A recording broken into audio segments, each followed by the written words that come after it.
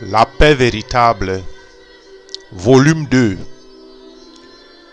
Dans le premier volume intitulé « Comment retrouver et atteindre la paix véritable et profonde »,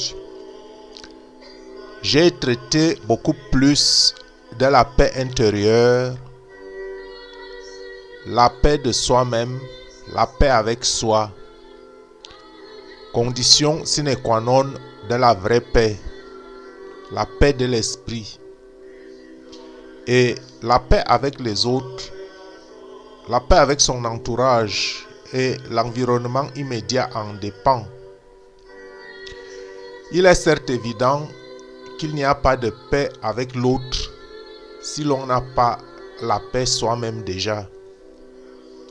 On ne peut donner ce que l'on ne possède pas. Si vous n'avez pas la paix, vous ne pouvez pas la communiquer aux autres. Nous avons vu que cette paix intérieure ne peut venir que de Dieu parce que la paix est un don de Dieu comme la vie. Cette paix de Dieu que les forces du mal veulent dérober par l'ignorance et le mépris des droits des autres. Quand la poursuite d'intérêts particuliers prévaut sur l'amour, ou quand la poursuite d'intérêts particuliers prévaut injustement sur le bien commun, alors sont inévitablement semés les germes de l'exploitation de l'autre, amenant la haine, l'instabilité, la cruauté, la rébellion, la violence, la guerre. Ces mots qui sont le résultat même de l'expression visible de nos sentiments incontrôlés, d'avidité et d'égoïsme, et même du non-respect de l'autre. Quand l'ego prime sur tout autre intérêt, oubliant que toute personne a été créée à l'image et à la ressemblance de Dieu, comme en Genèse chapitre 1, versets 26 à 28, est donc radicalement orienté vers son Créateur. L'homme a été créé à l'image de Dieu et à la ressemblance de Dieu. Donc l'homme est radicalement orienté vers son Créateur, comme nous le dit les versets 37 à 40 de Matthieu au chapitre 22.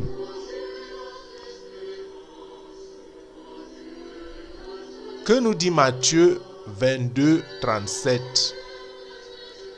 Tu aimeras ton prochain, tu aimeras le Seigneur, ton Dieu. Commençons par là. Tu aimeras le Seigneur, ton Dieu, de tout ton cœur, de toute ton âme, de toute ta pensée. C'est le premier et le plus grand commandement. Le deuxième ensuite, que je lisais tout à l'heure, déjà en Matthieu 22, 39, et voici le second, qui lui est semblable. Tu aimeras ton prochain comme toi-même. De ces deux commandements dépendent toute la loi et les prophètes. Donc le deuxième commandement est directement en relation constante avec ceux qui sont revêtus de la même dignité. La même dignité que vous avez, celle que vous êtes l'image et la ressemblance de Dieu, c'est cette même dignité que revêtent ceux que vous rencontrez, qui que ce soit.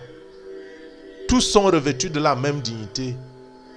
Et c'est cela que nous devons donc considérer comme notre prochain. Malheureusement, l'histoire de notre humanité a mis en relief de manière tragique les effets d'idéologies comme le marxisme, le nazisme, le fascisme, ou encore des mythes comme la supériorité raciale, le nationalisme, le particularisme ethnique. Si bien que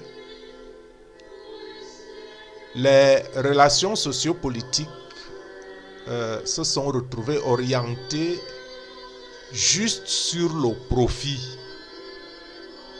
Maximiser le profit. Ce qui a donné naissance à l'économie capitaliste, créant parfois des pénuries artificielles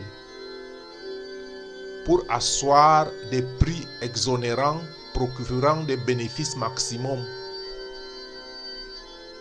On a vu souvent les pénuries artificielles, soit qu'on a jeté des tonnes de production pour qu'il y ait une carence sur le marché afin que les gens payent le haut prix. Ça, c'est des choses connues, afin que certains puissent faire des bénéfices maximum. On vit des campagnes imposant la consommation matérialiste, la publicité et autres. Cette consommation matérialiste que nous avons tendance de prendre comme la normale aujourd'hui, comme le seul but de l'existence. Ignorant les lois et les doctrines du Créateur, qui nous dit en Matthieu 6, verset 33, « Cherchez d'abord le royaume et sa justice, et tout cela vous sera donné par surcroît. »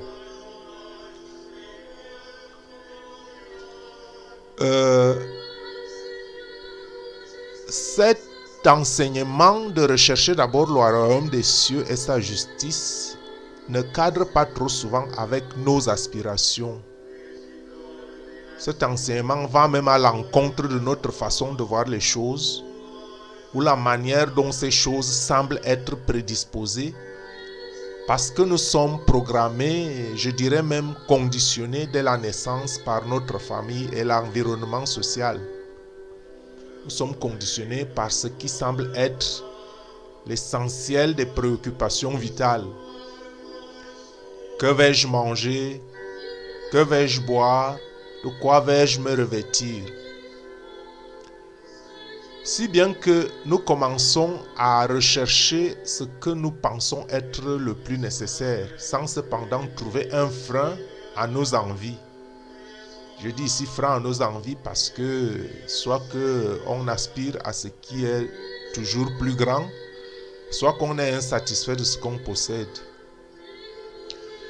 Donc, sans trouver un frein à nos envies ou même une limite à notre égoïsme, comprenons que la poursuite du vent est vaine. Il faut que nous comprenions que la poursuite du vent est vaine, parce que toutes ces choses auprès desquelles nous courons sont des choses qui disparaîtront. Nous ne les emmènerons pas avec nous. Nous oublions trop souvent la parole du Christ qui nous dit en Marc chapitre 8 verset 36, le Christ nous dit: à quoi sert à un homme de gagner le monde s'il venait à perdre son âme? La recherche du bien, la recherche de l'aisance physique, la recherche du matériel, ce n'est pas une chose, ce n'est pas mal. Mais le seul problème, c'est que quand ça devient notre seul objectif de la vie, parce que ces choses disparaîtront. Donc si je gagne le monde entier, si j'accumule toutes les richesses et si je perds mon âme, à quoi cela m'aurait-il servi? Donc Jésus dans son enseignement nous rappelle l'ordre des choses. Le royaume des cieux d'abord. Le royaume des cieux d'abord. Alors moi, toi qui m'écoutes, je te pose la question. Prendras-tu conscience aujourd'hui de l'origine de la vie que tu possèdes? La vie n'est-elle pas plus que la nourriture et le corps plus que le vêtement, nous dit Jésus en Matthieu chapitre 6 verset 25. Ce que nous cherchons à acquérir par nous-mêmes avec tant d'âpreté et d'angoisse, c'est ce que Dieu est prêt à nous donner si nous nous occupons d'abord du royaume des cieux. C'est ce que ça veut dire. Cherche d'abord le royaume des cieux et le reste te sera donné en surcroît. C'est pour cela que nous mettons nous-mêmes une incompréhension entre nous et Dieu. Notre logique ne rejoint pas toujours la volonté de Dieu. Et c'est pour cela que nous avons trop souvent l'impression que Dieu ne nous écoute pas.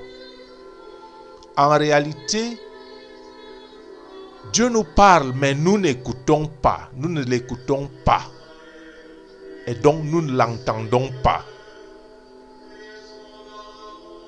Nous n'entendons ni sa voix, ni sa parole, ni son appel.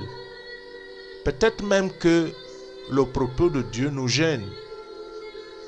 C'est ce qui rend difficile notre intimité avec lui. Et c'est ce qui arrache la paix dans nos cœurs, oubliant très vite que la paix est un don gratuit de Dieu, comme la vie. Toi qui m'écoutes, dis oui au Créateur aujourd'hui et prends la résolution de marcher selon ses voies. Et cela te comptera comme bénédiction.